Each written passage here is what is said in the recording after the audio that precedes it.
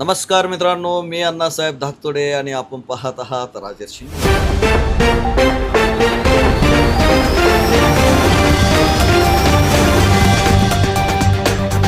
जय रविदास, जय भीम.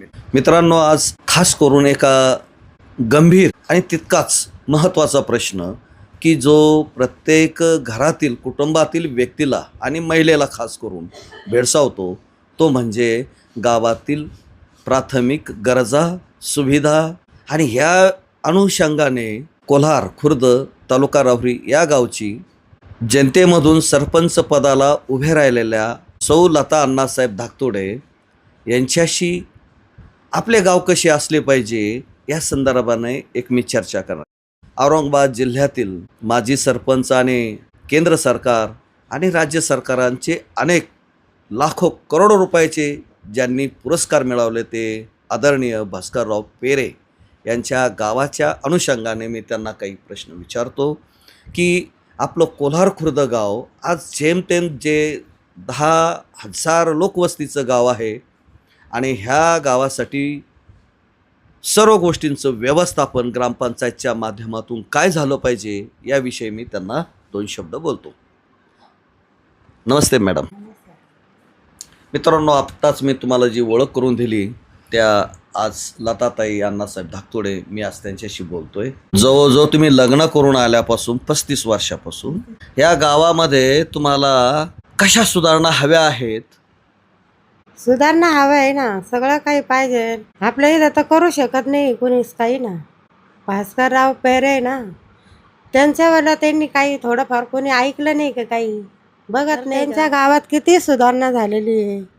किती किती पाणी गरम देतात, गोड पाणी देतात, खारं पाणी देतात, सगळं काही लाईट बीट सगळी काही आहे, सगळी तिथं करतात. ते भरपूर काही केलेलं आहे त्यांनी. बरं, ठीक आहे.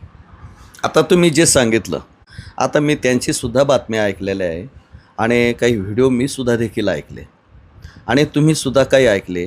परंतु मला सगळ्यात महत्त्वाची त्या ठिकाणी एक गोष्ट जाणवली, ती म्हणजे कोणती?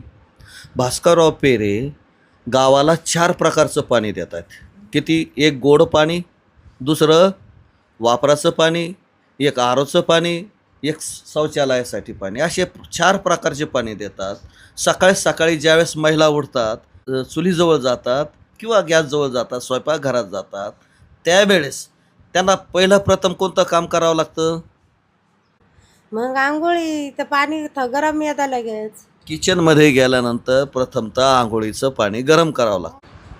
आता तुमची अपेक्षा आहे जसं भास्करराव पेरे यांच्या गावामध्ये गरम पाणी मिळतं आणि प्रत्येक घरामध्ये ती सुविधा केलेली, जसं पाणी त्याला लागतं तो ते पाणी घेतो, तसं तुम्हाला वाटतं का तुमच्या गावात झालं पाहिजे? झालं पाहिजे ना. आमच्या गावात बी, आपल्या गावात बी झालं पाहिजे.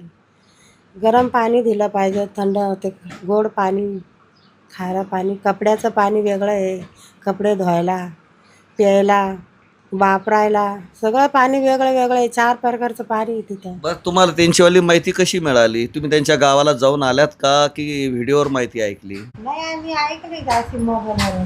बरं, ठीक आहे. मग आपल्या गावामध्ये जसं तो माणूस अगदी दळणसुद्धा देतो, दळून गिरणी म्हणजे एकदा पट्टी 1 वर्षाची 5,000 रुपये भरली का?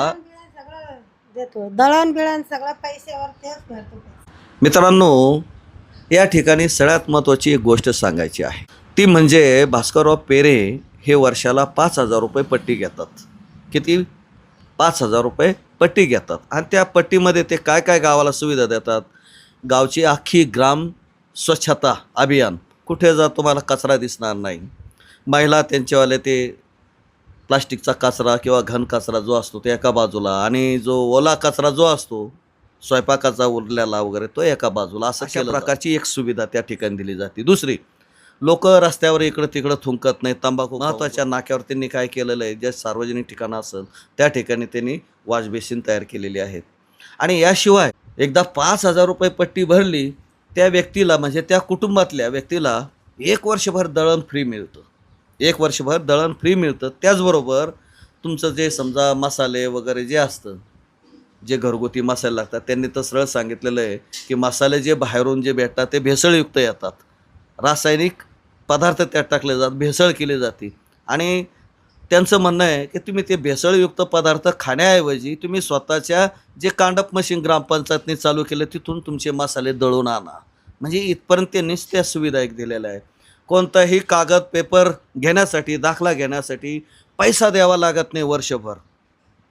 आणि तुम्हाला जी गोष्ट मिळते ती तातडीनं ताबडतोब मिळते. अख्ख्या गावामध्ये CC कॅमेरे बसवलेले आहेत.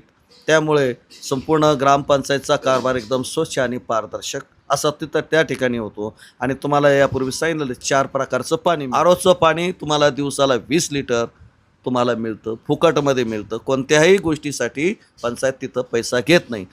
तुम्हाला असं वाटत नाही का तुमच्या कोलार खुर्द गावामध्ये आणि इतरही गावामध्ये त्या सुविधा तशा तयार झाल्या पाहिजे? तुमचं काय मत आहे याबाबत? झालं पाहिजे ना, सगळंच व्यवस्थित झालं पाहिजे. पाणी गरम सगळं भेटलं पाहिजे.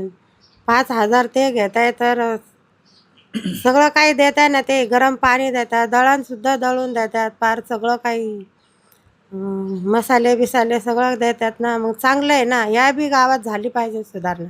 आता 5,000मध्ये तुम्हाला परवडेल? कसं काय? 5,000 मग परवडणारच ना. कसं परवडणार सांगा बरं, थोडंसं पुढून कसं सांगा. परवडणार म्हणजे आता लाईट बिल आहे, गरम पाणी आहे, तर गोड पाणी आहे, खारं पाणी आहे, दळण दळून आहे, पान मसाला सहित आहे, कचरा बिचरा सगळं साफसुथरं आहे. काय नाही होणार त्याच्यात. 5,000 खूप चांगलं आहे उलट. दळण वगैरे आणि परत तुमच्यासाठी विद्यार्थ्यांसाठी त्या गावामध्ये मोठी लायब्ररी आहे. UPSC MPSC सारख्या परीक्षा देण्यासाठी विद्यार्थ्यांना मोठं मार्गदर्शन त्या ठिकाणी मिळतं आहे. गावाने अनेक पुरस्कार त्या ठिकाणी मिळवले. असं गाव ते सुजलाम सुफलाम झालेलं आहे. असं गाव आपल्याला पाहण्याची इच्छा आहे. एकंदरीत असा विषय धरून मित्रांनो, या गावामध्ये ती सुविधा निर्माण करण्यासाठी महिलांनी पुढं आलं पाहिजे. आता चूल मूल हे तर प्रत्येक महिलाला करावंच लागतं, परंतु त्याही व्यतिरिक्त त्यांनी जर विचार केला तर या गावचं त्या सोनं करू शकता. पुरुषांनी हे गाव बिघडवलं आहे आणि ते लोक सुधारण्याची क्षमता त्यांच्यामध्ये, हे गाव त्यांच्यात राहिलेलं नाही. असं एकंदरीत या महिलेच्या तोंडातून आपल्याला ऐकायला मिळालं. भविष्यात या कोलार खुर्द गावामधील महिला हक्काने अग्रक्रमाने पुढे येतील आणि महिला हा कारभार गावामध्ये घेतील. कुणीतरी पाटलाची सून आहे म्हणून तिला निवडून द्यायचं, कुणीतरी पैशावाल्याची सून आहे म्हणून तिला निवडून द्यायचं, असं न होता, किंवा त्या एखाद्या पुढाऱ्याची बायको आहे किंवा सून आहे, लेक आहे म्हणून निवडून द्यायचं, असं काही करू नका मित्रांनो. या गावाला जर सुधारायचं असेल तर ते तुमच्याच हातात आहे. भगिनींनो, हे तुमच्याच हातात आहे, हे ध्यानात असू द्या. कारण आपण याच्या त्याच्यावर तोंड सूक घेऊन काहीही फायदा होणार नाही. तर सर्व काही हे तुम्हाला पुढे येऊन करावं लागणार आहे. यासाठी तुम्हाला हवं ते मार्गदर्शन आमच्या या YouTube चॅनलच्या माध्यमातून मिळेल. धन्यवाद.